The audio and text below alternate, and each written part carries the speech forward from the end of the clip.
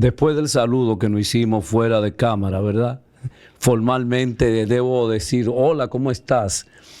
Pero el tema que nosotros vamos a conversar el día de hoy es sumamente interesante porque mueve determinados sentimientos y poses sociales de mucha hipocresía y de mucha irrealidad. Hace el año pasado, creo, o antepasado, salió una investigación auspiciada por Salud Pública, donde supuestamente se encontró y nadie replicó esas investigaciones que deben ser replicadas. O sea, ya la ciencia está que cuando tú me dices que el Palacio Presidencial es de color amarillo, tú tienes que mandarme y yo te puedo pedir los datos para demostrar y confirmar que el Palacio Presidencial realmente es amarillo. Bueno, esa investigación arrojó que supuestamente el 67%, Víctor, el 67% de nuestras niñas y niños son maltratados físicamente y psicológicamente. A mí me ha parecido una cifra, y más que estaba UNICEF ahí, que yo hago mis dudas con relación a esa gente. Un dato como ese es un dato contundente, nos está diciendo que en República Dominicana nosotros criamos con un palo, de que nosotros permanente estamos degradando también a todos nuestros hijos con relación a la construcción de nuestra autoestima. Wow, y uno se pregunta, yo me pregunto, pero ¿y qué pasó conmigo entonces? ¿Qué pasó con toda la gente que uno conoce con relación a esa crianza que fue, y sería bueno que tú lo explicaras más adelante, esa crianza autoritaria que tanto se critica ahora mismo y que está en el código que se quiere modificar, este código de 1804 o de 1800 y tanto. Real y efectivamente, ¿qué es la crianza? ¿Qué son los elementos que llevan consigo la crianza en términos de la construcción de la autoconciencia, de la autopercepción, de la autoestima, de esa construcción que nosotros debemos crear en nuestros hijos en función de conseguir un yo y un mí que cada individuo debe tener? Y cómo esa estructura, esta creación de esos dos elementos de personalidad, después que yo descubro quién yo soy a los 18 meses, cómo eso en la dinámica de la familia cambia, se transforma, y ahora nos dicen que somos maltratadores. Y nos dicen, según esa investigación, que prácticamente somos un pueblo de salvajes. El micrófono es tuyo. Eladio, vamos a iniciar un conversatorio con la ausencia de Noel. Veo que te sientes como más... Sí, me siento más relajado y más en confianza, sí, ¿verdad? Sí, se le dio permiso a Noel para ausentarse hoy. También hizo como mutis por la izquierda, dicen los actores, el gurú de la historia. Sí, se fue también. Sí, porque este tema parece que le picaba muy cerca. Le picaba, sí. Fíjate, como planteas, la sociedad dominicana, cónsono con lo que son, por ejemplo, los acuerdos internacionales. Hay muchos acuerdos internacionales, hay muchas organizaciones que tratan de reducir la violencia. A pesar de que el mundo vive en estos momentos situaciones de violencia, paradójicamente hay otros que tratan de reducir esa violencia a través de la construcción de políticas públicas, por ejemplo. Pero Pitkin dice que la violencia ha bajado en el mundo. Bueno, sí, eso es una paradoja porque ve, dile eso a los gazetíes, ¿no? O a los ucranianos y a los rusos de la frontera con Ucrania y a los demás pueblos que penosamente se encuentran hoy en conflictos bélicos, donde perder la vida es una opción, Pero en el caso que nos ocupa, nosotros tenemos, por ejemplo, en la palestra, o sea, hay noticia, el hecho de que posiblemente, la sociedad dominicana se dé un nuevo código penal. Un código que tiene casi 20 años y pico andando de mano en mano y que, porque afecta a algunos intereses o no ha complacido a algunos intereses de colectivos, de grupos, de empresarios, de políticos, de otros agentes ocultos, amagamos con darle un código y casi siempre se queda en la mesa para la próxima legislatura. Pero lo que nos llama la atención es el hecho de que el código en este momento está penalizando y considerando penalizar el ejercicio de la violencia como método de crianza. Fíjate cómo lo digo, ¿no? El ejercicio de la violencia como método de crianza, porque la cultura dominicana, y como bien anota en esa investigación de salud pública, es permisiva con el hecho de entender como normal el que un padre le dé una pela a su hijo en cuanto considere que primero él tiene derecho porque es su hijo. Segundo, tiene derecho porque entiende que el Estado no tiene que meterse en la crianza de su hijo y nadie tiene que meterse en lo que hace en su casa. Tercero, puede tener una formación donde él entiende que la pela que le dieron a su vez a él fue determinante para que él sea la persona que él entiende que es en el momento. Todo esto ha sido considerado como delito en este momento por el legislador. De manera que se pretende establecer una escala de penalidad para disuadir a los padres de que no usen la violencia en el contexto de la crianza de sus hijos como un método de educación. Pero ¿tú crees conveniente que nosotros podamos a nuestros seguidores darle la aclaración de cuando hablamos de comportamiento agresivo, cuando el papá es un agresor y cuando realmente se ejerce la violencia como el mecanismo planificado para la modificación y la obtención de un resultado o de una conducta? El problema es que, como toda la intención, cuando tú hablas de violencia, tienes que categorizarla. Porque tú sabes que nosotros manejamos en psicología el hecho de que la violencia no solamente es física. O sea, hablamos de que nos dieron una pela, pero una mirada, un insulto, por ejemplo, hasta ignorar. En el contexto de la familia, a veces yo veía que una mirada de mi mamá significaba que deja eso. Sí. La comunicación no verbal. Ajá, en este caso. Eso significa. El hecho también de que te ignoren.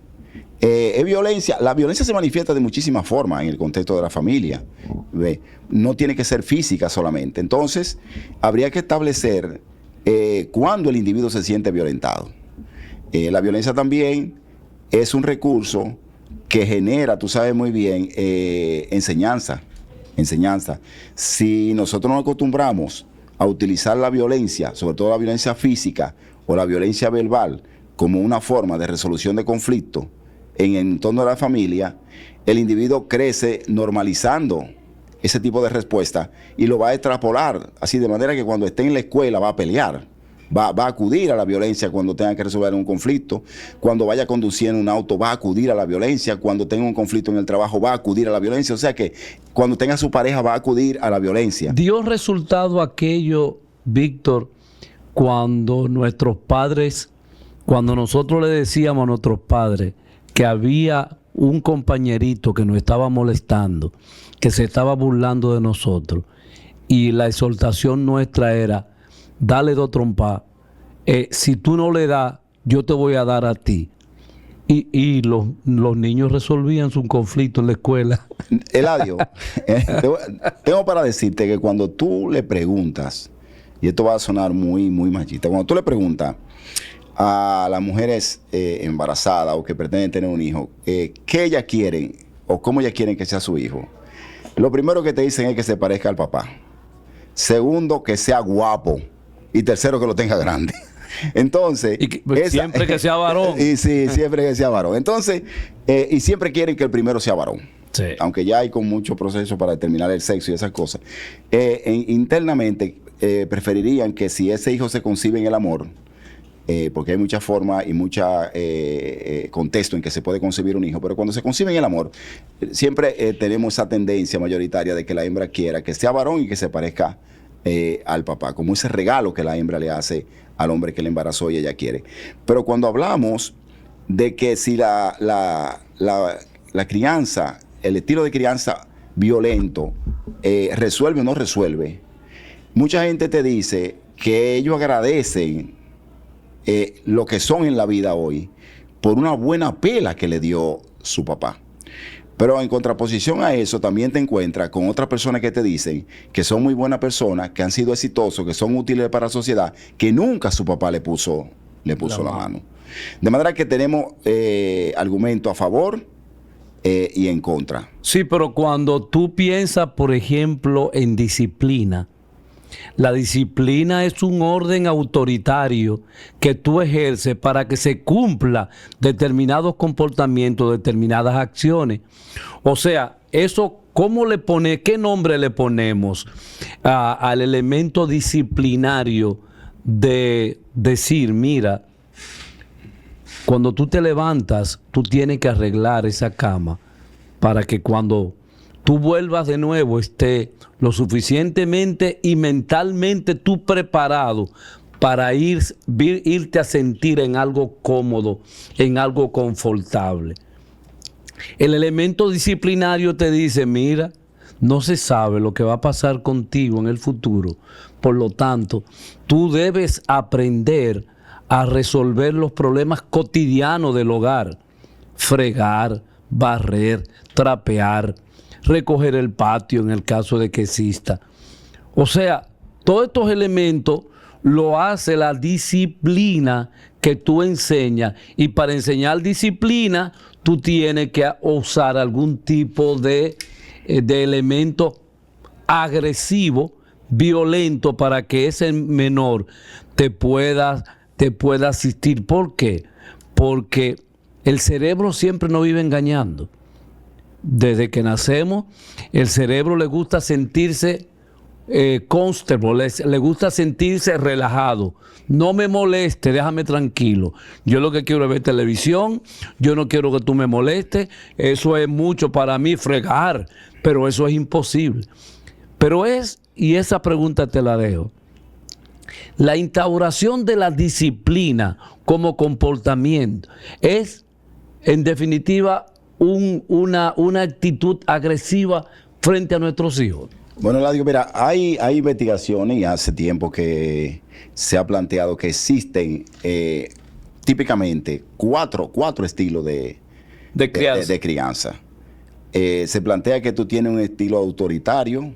Un estilo autoritario. Un estilo democrático. Un democrático. Un estilo innegligente, por ejemplo. Y un estilo... el dejar hacer. El dejar hacer. El dejar hacer. Dentro de eso, los resultados indican que para los elementos de conseguir una autoestima, disciplina, mejores notas, consecución de los fines vocacionales, ser un niño exitoso, habilidades sociales, o sea, ser una persona exitosa. Óyeme, que te lo voy a decir, porque mucha gente puede no estar de acuerdo con esto, pero lo que la ciencia dice es que el autoritarismo es... ¿Cómo fue? Sí, ser autoritario es la solución. Los regímenes donde tú comienzas a discutir con el muchacho, de que vamos a negociar, ¿a qué hora te gustaría llegar a la casa? Y entonces el muchacho dice, a mí me gustaría a tal hora, y tú dices, no, vamos a ponernos entonces un consenso entre 10 y 12, que sea a las 11. Entonces, eso no da resultado. Hay cosas que no se pueden negociar con los hijos.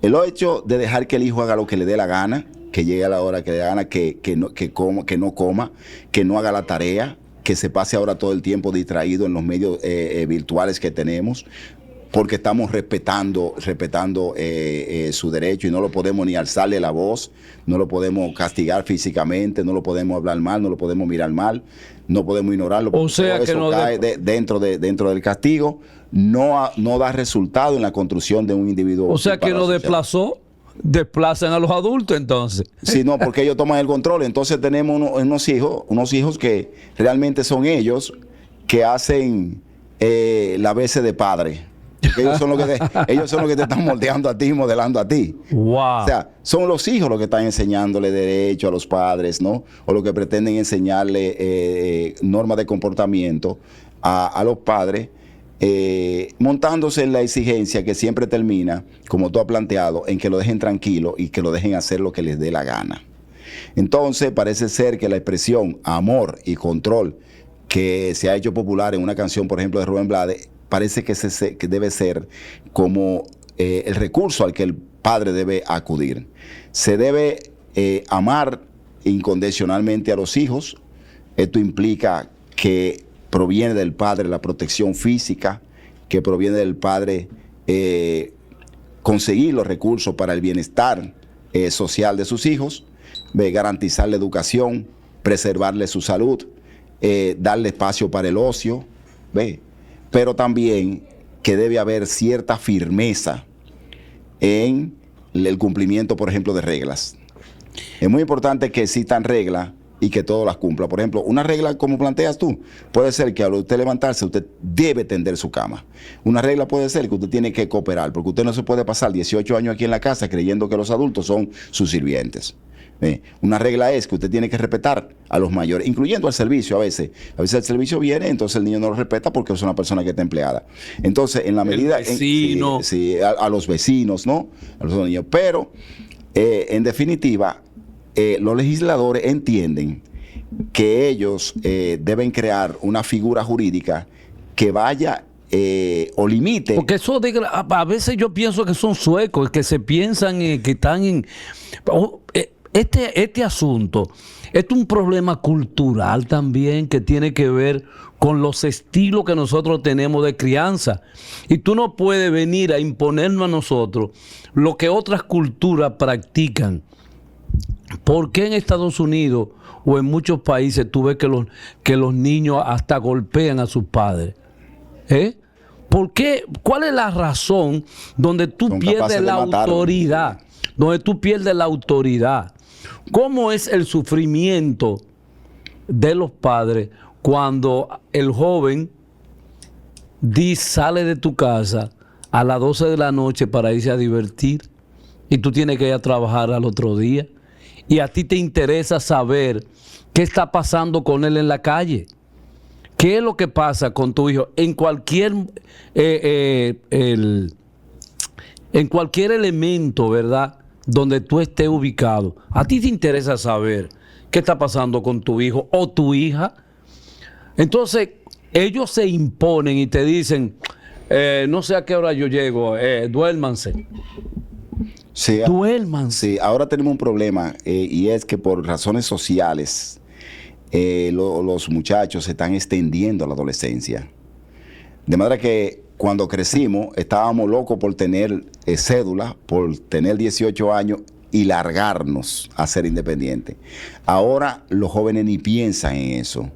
De manera que lo vemos que están a los 30 y 30 y pico de años como adolescentes extendidos, a veces con pocas responsabilidades en la casa. Con ninguna responsabilidad. Trabajan. Ya exigiendo que se les trate como adultos. Sí, trabajan, son exigentes, pero viven en tu casa, se comen tu comida, duermen en tu cama, hacen todas sus necesidades en la cama, pero a la hora de aportar para el internet, que se pasa el día entero mirándolo, a la hora de pagar parte de la renta de la casa, eso no existe, eso es para ellos. Sí, cuando tú te reúnes en cualquier lugar con los amigos, ahí la queja es la misma. De hecho, yo he estado en reuniones donde la totalidad de los padres hemos confesado que hemos fracasado en la crianza, porque se han aplicado esas normas democráticas, exceso democrático, laissez-faire, y democracia y laissez-faire terminan en ser negligentes. O sea, que tú abandonas tu compromiso en esa vida que está aquí en el planeta porque tú, de alguna forma, contribuiste para que estuviera aquí. Y que es tu deber, en esos primeros años donde tú tienes influencia sobre el niño, construir una personalidad ajustada. ¿Ve? Porque luego hay un momento en que ya la escuela, y los grupos sociales y todo su entorno te lo roban. Y ahora el peligro mayor de la virtualidad del celular, de la tableta, de la computadora, que no solamente está en la casa, sino que está en la escuela y está en los grupos fuera de la casa y que mantiene un montón de contenido que proviene de todo tipo de cultura sobre lo cual el padre no tiene control. Pero Silicon Valley y los franceses ya sacaron los celulares de las escuelas. O sea, no se permite, porque ya se está entendiendo que esto es una dificultad, de que esto tiene un problema que ya tiene implicaciones psicológicas y biológicas de dependencia extrema.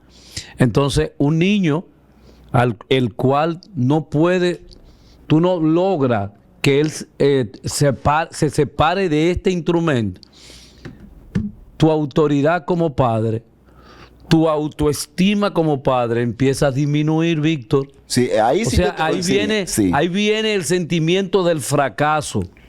¿Qué yo he hecho? ¿Por qué este jodido muchacho tiene ese comportamiento? Estamos de acuerdo con esto. Mira, de hecho, ahí sí yo ya hiciera aprovechar el programa de doble moral para...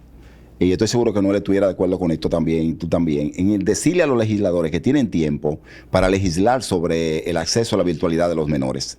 El hecho de que menores de edad tengan acceso libre a la virtualidad, como ocurrió aquí cuando pretendió estrecharse la brecha digital, regalando desde helicóptero tableta a todos los muchachos, sin ningún programa, sin ninguna supervisión, como ocurrió ahí en el contexto de la pandemia, que nosotros consideramos que fue un error, porque definitivamente las investigaciones nos llevan a ver que los estudiantes están utilizando este recurso más para la diversión que para la educación.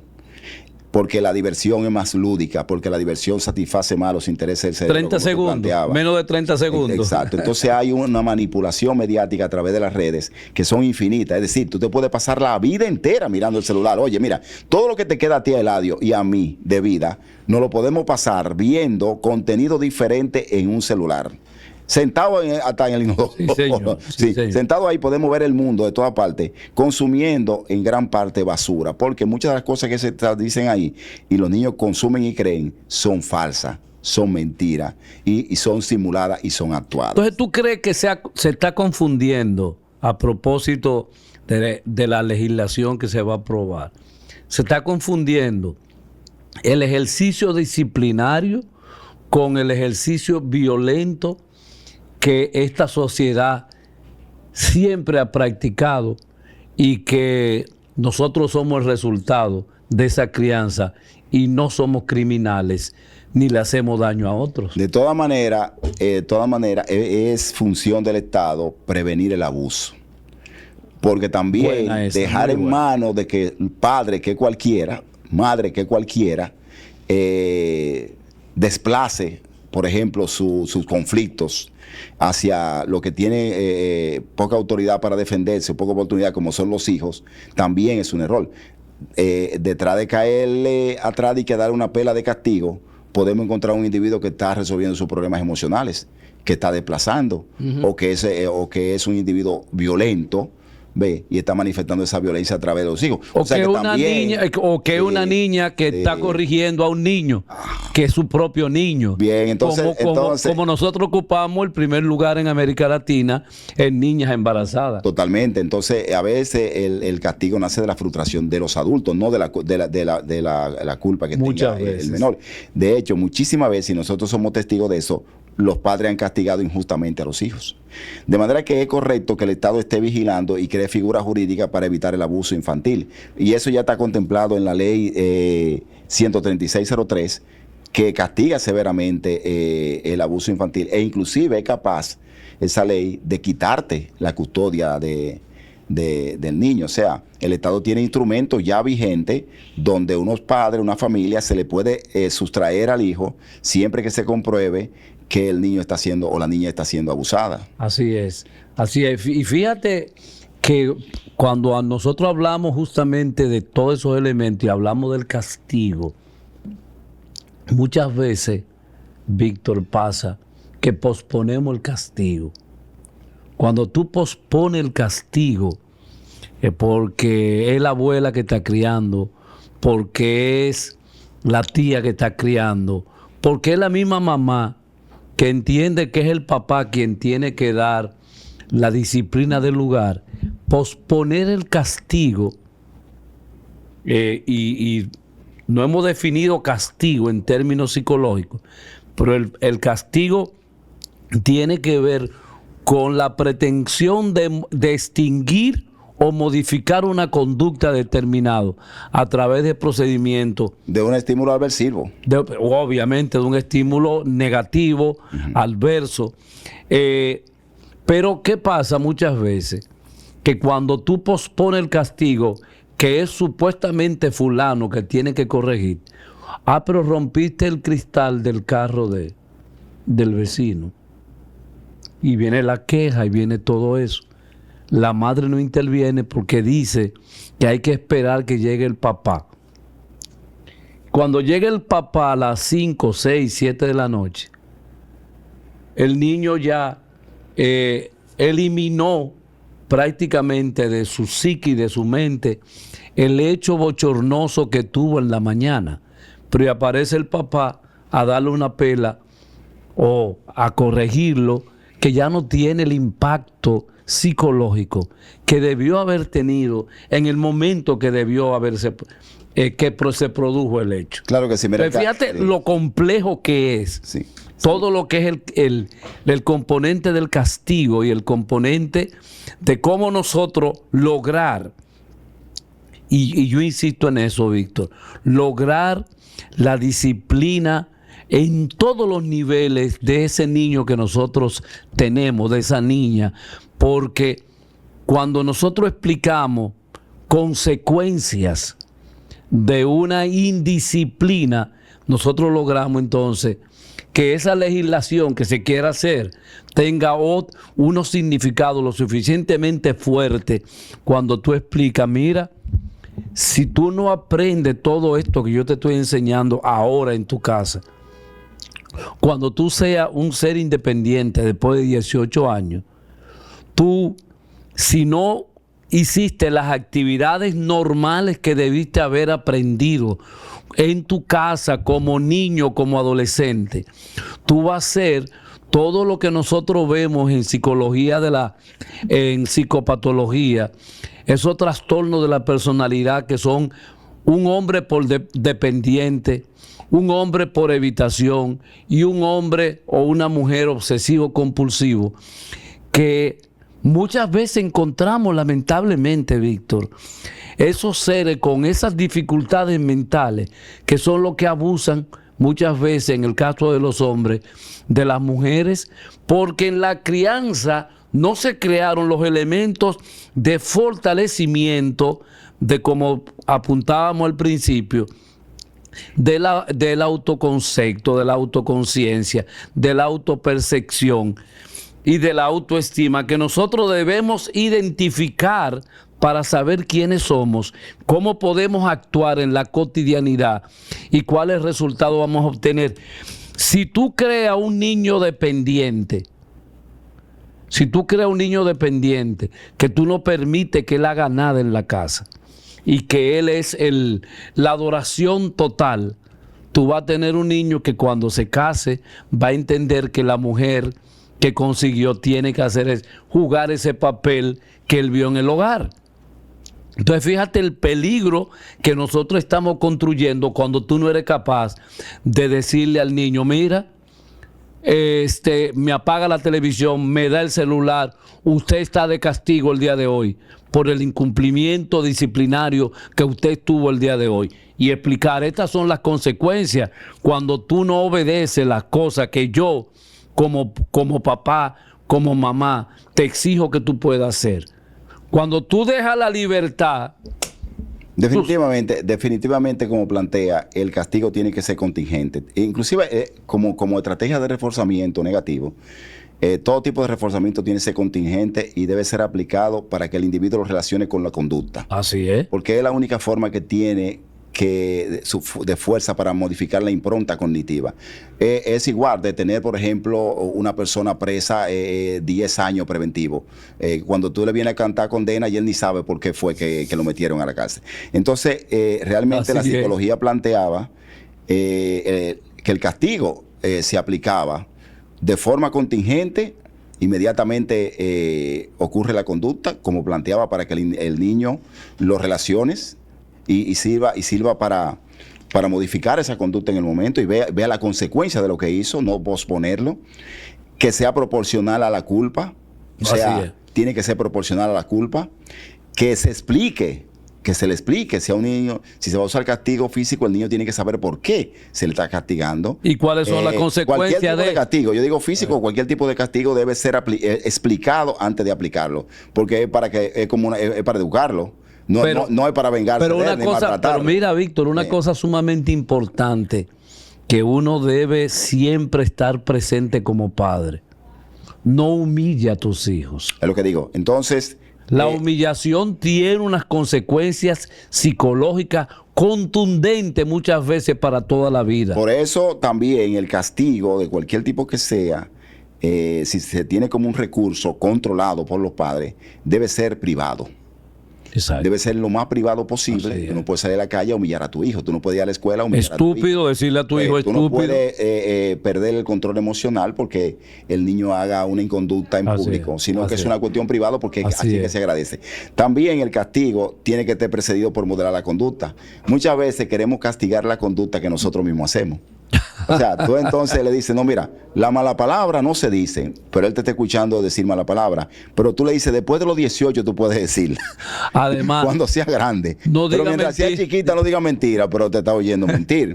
Entonces es importante que los padres moldeen la conducta que ellos están castigando positivamente, porque los niños aprenden en principio por observación, plantea Bandura, desde los padres, de los adultos. Lo que se llama modelamiento.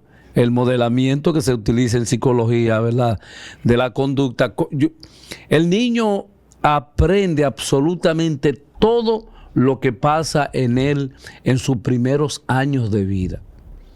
Y lo que es más, tú sabes el concepto de cognición social, que es la asimilación y la instauración en nuestra psiquis de todo lo que pasa en mi entorno familiar, dentro de mi familia, pero también en el barrio, también en la escuela. Todos esos elementos penetran en nuestra psique y nos va a moldear durante toda la vida. Por eso, como lo plantea, hay muchos elementos que pueden tentar a que el padre, la madre, tienda a utilizar el castigo como un método de educación. Lo correcto aquí es que los legisladores aprovechen la oportunidad para asesorarse bien y construir una figura que en vez de ser relajada, sirva para que la sociedad avance un paso en este contexto. Planteo que es algo que tiene que, ellos establecen grados, establecen que en principio se le haría una advertencia al padre, luego se pondría a los padres en terapia, se les reeducaría a los padres para que aprendan otro tipo de estilo de crianza y de control conductual en la casa, pero al final, si los padres reinciden de nuevo en el abuso contra los menores, el Estado pudiese distraerle ese menor de los padres. Es una cuestión que cuando se plantea una cultura como esto... Pero Víctor, eso es copia. No, pero lo que te quiero plantear en este último estadio de la propuesta legislativa, nosotros no tenemos recursos para quitarle a todos los padres. Por favor. A mí me parece que iluso. Fue como por ejemplo, lo que se acordó para que la persona no andara, muchas personas en los motores. Nadie está respetando eso. La gente, te pasan hasta 10 gente montando un motor. Por ser exagerado, ¿no? Pero a mí me da, qué sé yo, cuando yo veo a un motorista que lleva a su niño delante del motor. Oye, pero eso es abuso y violencia. Eso es abuso. Eso es abuso y violencia. El transportar menores, pero inclusive... Y está penado por la ley, por la 6317. Pero es lo que digo, eso sí, eso es un abuso porque el niño está aprendiendo primero una inconducta social. Wow, increíble. Está siendo abusado de diferentes formas. Pero en los pueblos... donde no existe, por ejemplo, el transporte escolar, esa es la forma en que los estudiantes tienen para transportarse.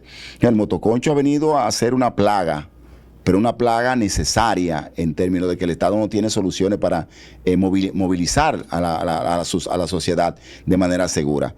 De todas formas, Eladio, hay que hacer algo, porque no se puede dejar en mano... Pero lo que pasa es que esos legisladores entienden que están por encima de la realidad y lo único que hacen es copiar el código de Chile, el código de francés, todos los códigos y todo lo que practican en otras culturas, pero yo no te y no hay investigación nuestra, entonces, no llaman a los jodidos psicólogos para hacer investigación y presentarla. Pero yo estoy notando como que tú estás de acuerdo con que el castigo físico se aplique en el entorno de la crianza de los hijos.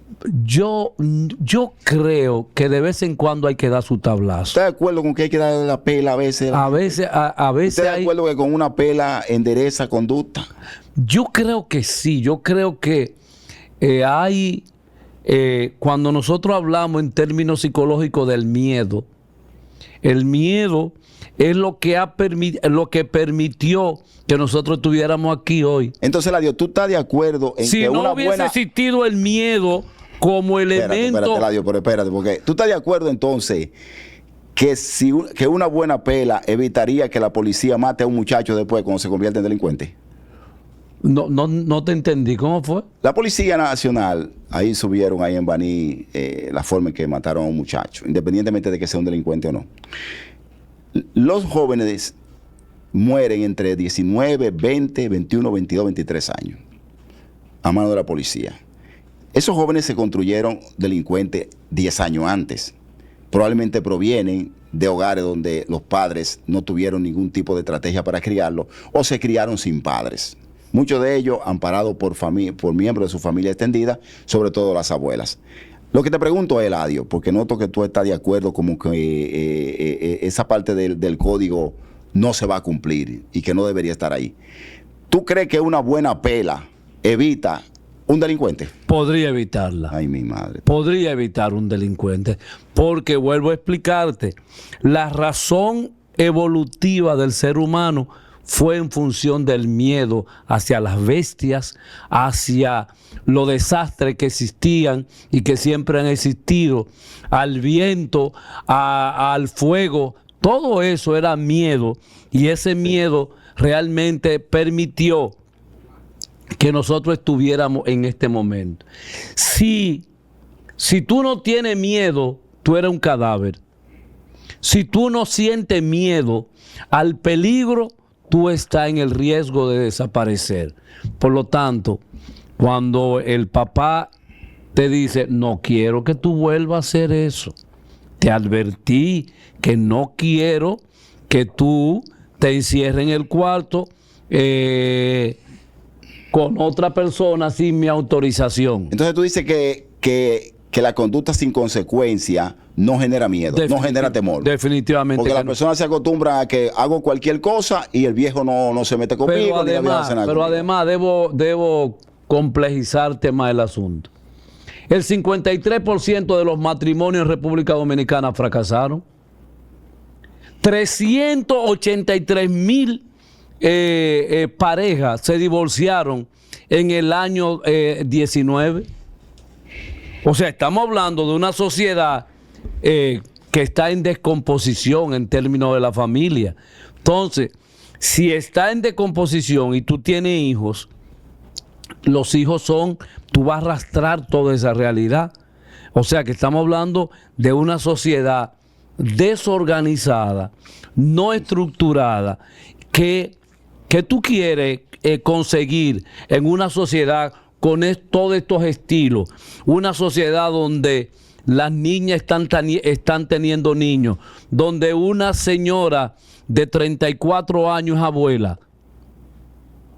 O sea, ¿cómo es posible que nosotros estemos pensando en que dejar la libertad de que esos niños hagan lo que quieran? El abuso sexual también está penalizado. Está penalizado el hecho de tener relaciones con menores de 10, 18 años. Sin embargo, en la sociedad dominicana no vemos que se judicializa mucho quienes embarazan a esos menores.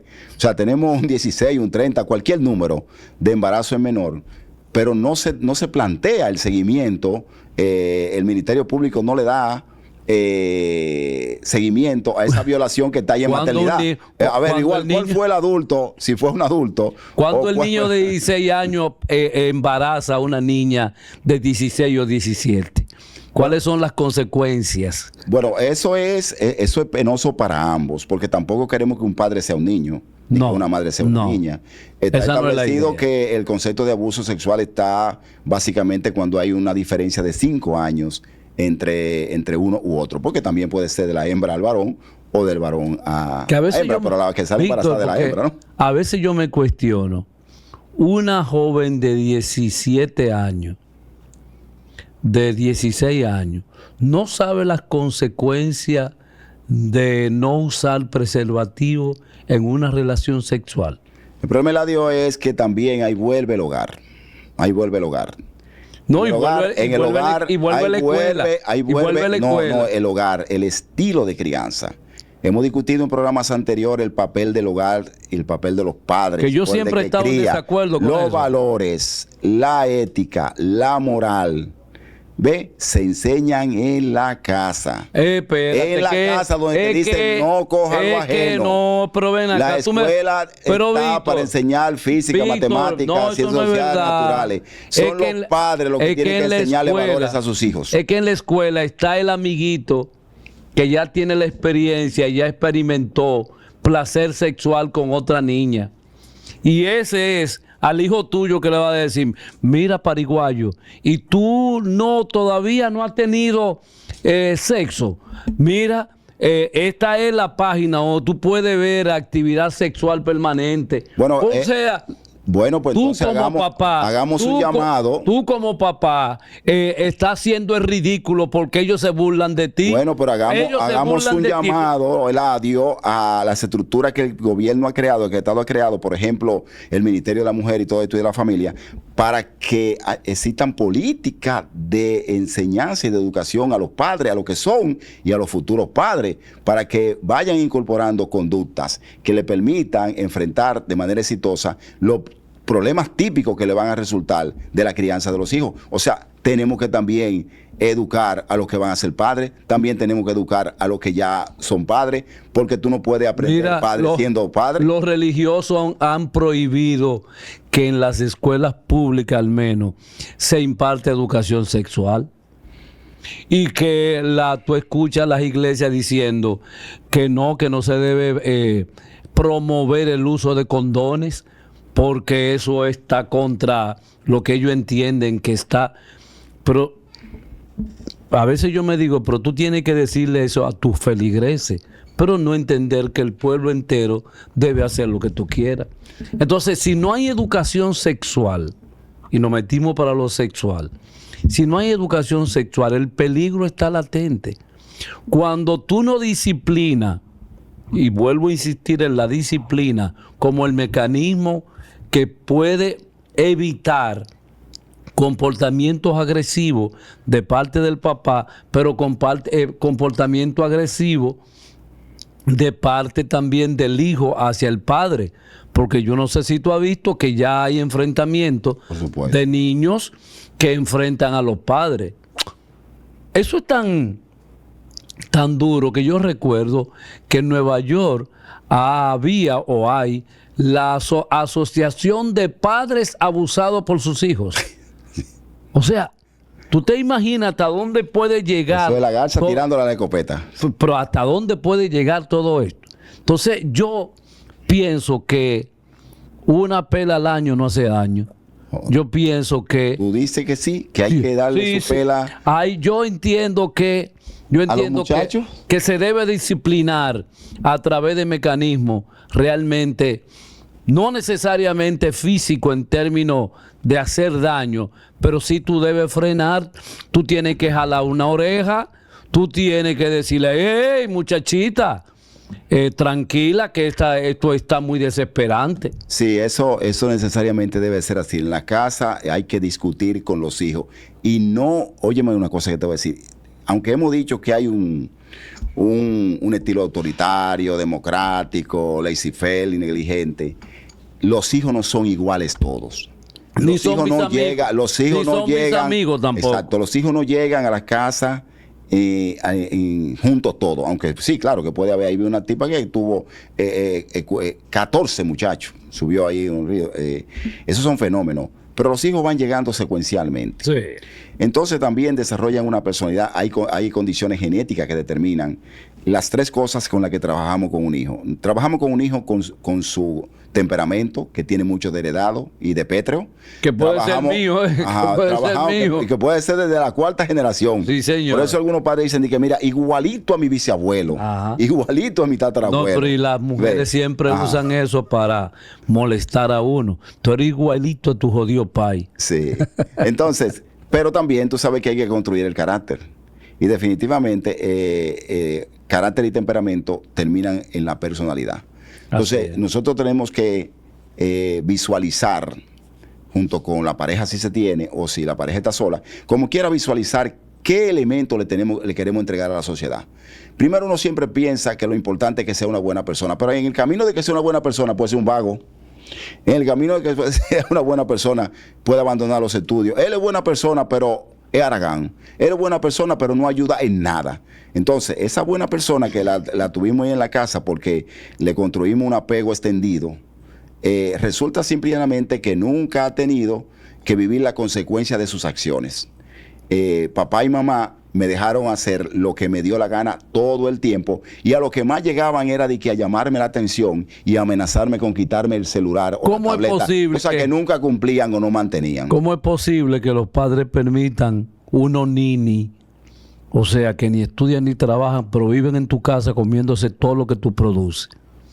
O sea, hay una irresponsabilidad.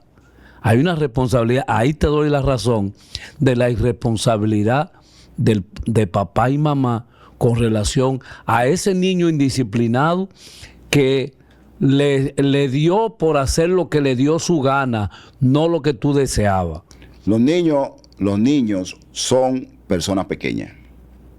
A veces lo vemos como juguete, a veces lo vemos como alguien frágil, que simple y llanamente nosotros creemos que se merecen todo, y sobre todo que tratamos de criarlo sobre la base de lo que nosotros no vivimos. Para que no viva lo que yo viví, lo rodeamos de muchísimas facilidades, le evitamos muchísimos problemas, le evitamos muchísimos dolores, y fueron esas escaseces realmente que construyeron nuestra personalidad, de la cual, por ejemplo, la mayoría no está arrepentido. Entonces, le queremos quitar que vivan. Le queremos quitar que vivan solucionándole todo, apañándole todo, consintiéndole todo y siempre dándole otra oportunidad sin castigo. A mí me parece que ese es un error de los padres, y que de alguna manera el legislador, en tanto establece esta figura para castigar a los padres, debe aprovechar la oportunidad para también que el Estado cree mecanismos de formar educación y no solamente engendrar el miedo. Porque a veces un padre está actuando por ignorancia, a veces un padre está actuando porque el contexto de su ambiente lo tiene atrapado, está actuando desde la frustración, y también puede estar actuando desde la ignorancia. Yo lo que creo que la legislación, excúsame que te interrumpa, Víctor, lo que ellos pretenden, los legisladores, es más de lo mismo, es una construcción, vuelvo a repetirte, copiada. ¿Dónde van a meter a esos niños que son abusados? Pero sí, pero tú lo ves en la calle, pero ¿y en dónde el Estado tiene la capacidad para albergar, para poner en algún sitio, cuando un niño supuestamente es abusado por sus padres? Vaya al barrio, vaya a la parte norte de la capital, que no es Villamella, sino todo lo que está después de la Máximo Gómez, para que usted vea la realidad. O sea, esa gente vive aparentemente en otro satélite, en otra realidad. Entonces, Eladio, tú lo que estás planteando es que es más peligroso construir una ley que no se cumpla. Pues, totalmente. O sea, es un beneficio, es casi el complacer el ego de una legislación que realmente no funciona. O sea, esos son elementos para ¿quién? Complacer. Suecia. ¿Eso se pone ahí como para complacer a alguien? Definitivamente que sí, para que le quede bien y le quede bonito. Pero estamos actuando con doble moral, pretendiendo esto. Definitivamente para señalar nuestro programa, con doble moral. O sea, no es verdad pero la sociedad... que culturalmente el dominicano va a dejar de corregir a sus hijos a través de los mecanismos que entienda le dan resultado. Estamos viendo ya cómo los hijos se están poniendo en contra de los padres. Viven de ti, pero están contra ti. O sea, ¿tú crees entonces que promover el exceso de derecho en los hijos, promover el exceso de libertad en los hijos, va en contra de ellos mismos en su proceso de crianza y aprendizaje? Pero lo tenemos ahí en Estados Unidos. En Estados Unidos tú no puedes ni mirar a un muchachito hacerle así, porque inmediatamente puede estar preso. O el niño que él mismo llama por teléfono a la policía o al 911 y dice que tú le estás golpeando y ya tú tienes un problema de vida. O sea, así es que queremos hacer aquí en esta media isla, con nuestra cultura totalmente diferente, con nuestro pensamiento totalmente diferente. Bien, pero según entonces yo lo veo, no es que tú no estés de acuerdo con que eliminemos el castigo físico como un método de crianza, sino que tú entiendes que es inoportuno o que va en contra de nuestra cultura o que no ayuda a nada o que es un intento porque aparezcamos modernos. Yo quizá voy al extremo, antes de responder tu pregunta. Yo pienso que el castigo a través del comportamiento o de la realidad agresiva no debe llegar a niveles de hacer daño contundente. Pero yo creo que una jalada de oreja, que una llamada a la atención, que señalarte en la cabeza de esta manera, no necesariamente está haciéndote un daño que está botando sangre ya del daño que te he hecho. No, eso no es. Esa no debe ser realmente esa legislación no debe pensar que el hecho de yo llamarte la atención de manera agresiva le estoy perjudicando a la sociedad. No. Eladio, hay algunas personas que entienden que el Estado no debe inmiscuirse en cómo yo crío a mis hijos, porque mis hijos son míos. Eso es la patria potestad. O sea, yo soy dueño de esta familia. Yo procreé esta familia. Yo tengo una religión. Yo tengo una filosofía. Yo tengo unos valores. Yo tengo una ética. Yo tengo una moral. Y probablemente yo quiera transmitírsela a mis hijos como mi descendiente. Sí, entonces, pero tú no vives solo. ¿Qué tanto, me gustaría saber entonces, porque qué tanto tiene derecho el Estado a normar la forma en que deben ser criados los hijos? Mira, lo que pasa es que nosotros somos seres sociables y vivimos siempre en comunidad. Para tú poder vivir en comunidad, tú tienes que aprender los comportamientos de tolerancia y lo legislativo de una sociedad determinada para tú poder permanecer en ella. Porque si no, tú serías una persona desadaptada en términos funcional en esa sociedad. Por lo tanto, yo no puedo individualizar mi familia como ese es mi derecho único y exclusivo. Espérese, porque si es así, una figura que yo estoy tratando de construir no paga impuestos. Simple y llanamente tú te declaras en bancarrota para no pagar impuestos y tú te aíslas en una cueva o en una casa en la montaña y no salgas de ahí porque a ti no te interesa que el Estado regule tu comportamiento. Pero el Estado tiene el derecho, y nos hemos puesto de acuerdo en ese sentido, de regular tu comportamiento para poder tener la convivencia. Porque si no, regresaríamos entonces a la edad primitiva o a la edad esclavista, donde determinadas personas eran las que determinaban los comportamientos. No, el Estado, fíjate que el Estado es agresivo. Víctor. Totalmente, claro. El Estado es un agresor. De hecho, tiene el monopolio de la violencia. Entonces, ¿cómo el Estado, a través de estos legisladores, me quiere a mí imponer otros modelos de que yo tengo que tener una crianza muy sana, según ellos, pero el Estado es un atropellador, es un mecanismo donde viola el derecho básico y fundamental, como no tener agua, no tener energía eléctrica, simple y llanamente el desastre que se tiene en nuestros países. Entonces yo te planteo, la sociedad dominicana necesita personas adaptadas, necesita buenas personas productivas, emocionalmente controlados. Así es. O sea, gente con propósito de desarrollo y de progreso permanentemente. Así es. El hecho de que hayan más de 500,000 de personas jóvenes que no trabajan, que ni estudian ni trabajan. No estudian, el hecho de que exista tanta violencia social,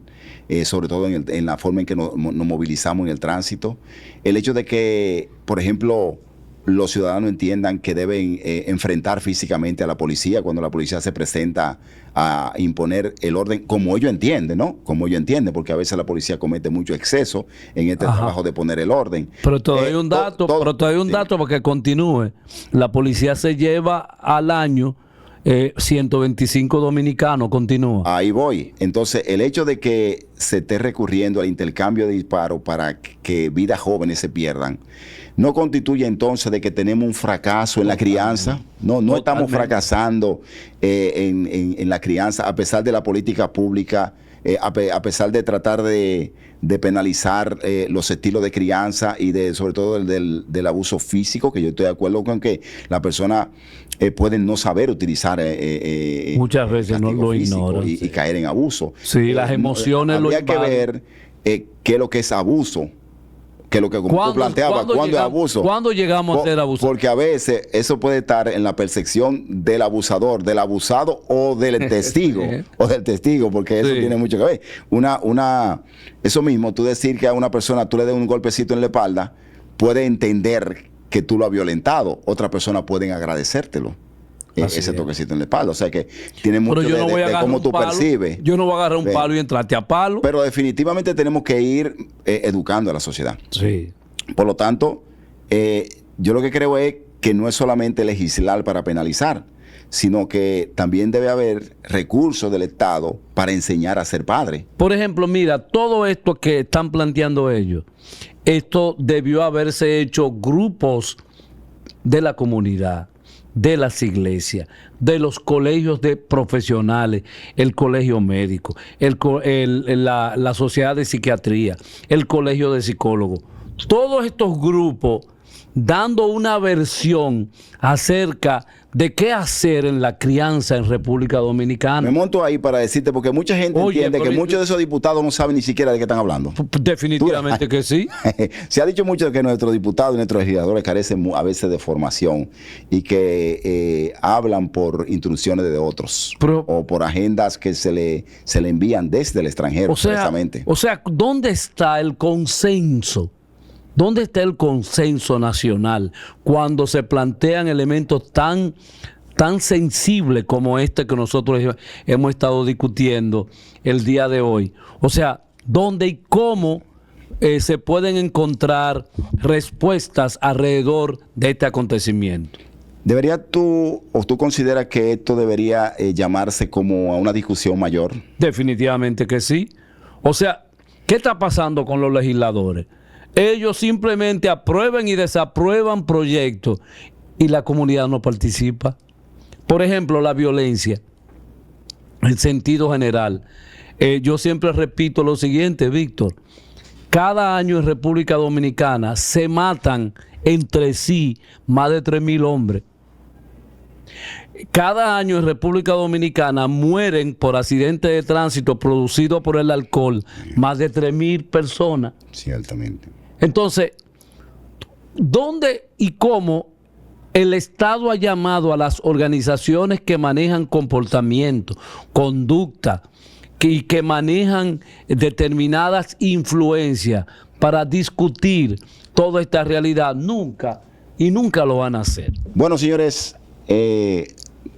tal como se ha planteado aquí, con la excelente participación de Eladio, maestro de la psicología, la sociedad dominicana se apresta a votar, a legislar, a penalizar, a controlar estilo de crianza. Sobre todo lo que tiene que ver con el uso del abuso físico como una estrategia de control conductual. Este programa lo que hace es poner sobre el tapete los pros y los contras que pueden derivarse de la aplicación de esa medida y sobre todo hacer un llamado al hecho de que probablemente se necesiten mayores consultas, se necesite investigar más acerca de lo que está ocurriendo en la cultura dominicana para no caer en el error de penalizar probablemente lo que no se va a cumplir. Así es. Como siempre, nosotros exponemos el tema y dejamos que ustedes en sus casas saquen sus propias conclusiones.